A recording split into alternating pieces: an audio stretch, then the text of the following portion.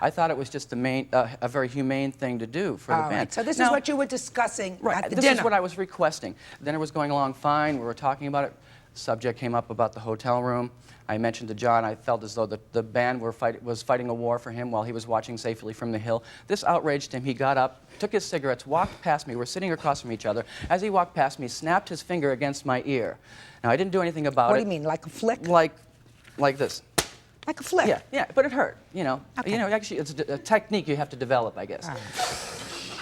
Anyway, I sat there, I wrote that off, and I got up, and I had my bag, and as I was tying my bag, he was standing to my left, and he lunged forward and head-butted me on the side of the head, leaving a large lump and a bruise on the side of my head. So what did you do then, I left the restaurant. And then what happened? Then I went home. The next morning, I got a call from the tour manager saying that I was going to be replaced.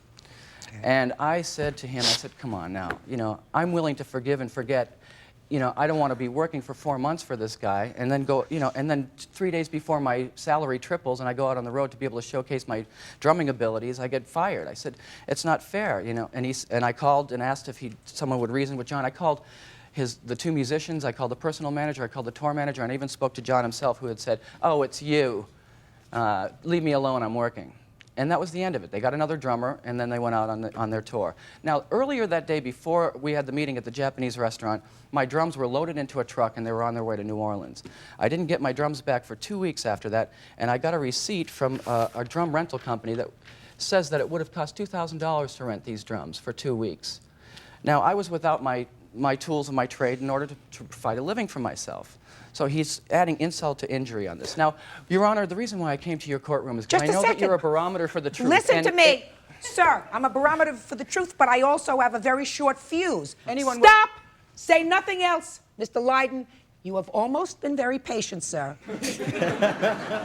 Almost. Well, as you can understand, Mr. Williams is a very difficult person to work with. And I think this is classic him. You evidently were taken with his abilities as a drummer, correct? Yes. And you hired him? Yes. And you had... A deal he agreed to financially right from the start, the second he accepted the first cheque. In fact, in his fax, the last line of it says, hopefully this meets for your approval as it will be necessary for me to do this tour. That's right. If. Well, it wouldn't. I don't change deals once I've struck them. No, neither do I. Listen to me. You have to be quiet now. Yes, ma'am. He was quiet. He changed his mind, and he walked out on me that night. That left me lumbered with a lack of a drummer and a tour about to start. And this whole hotel stuff he's coming up with. You must understand, these are small nightclub gigs, and we're travelling vast journeys on a tour bus. We're not staying overnight in most of the towns.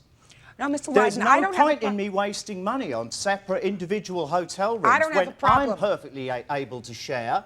Mr. And I'm apparently the pop star. Mr. Lydon, do me a favor. Don't talk over me. I'm not arguing with you with regard to the hotel room. Right, fine. I don't believe Where's the that you have... assault?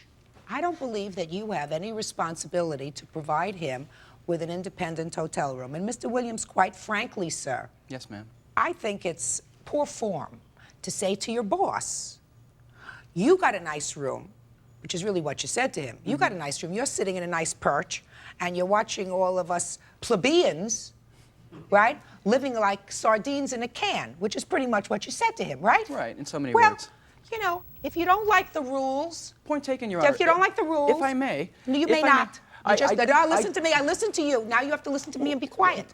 So I'm not concerned about your hotel room. Right. Let's get to the assault. Mr. Lydon, I would like you to tell me your version of the assault, sir. No assault. Absolute nonsense. The only bodily contact that there was of any kind at all was when I came back from the toilet. Our table was against the wall, my seat was in the furthest corner, he was sitting opposite. To get by him, had that much room.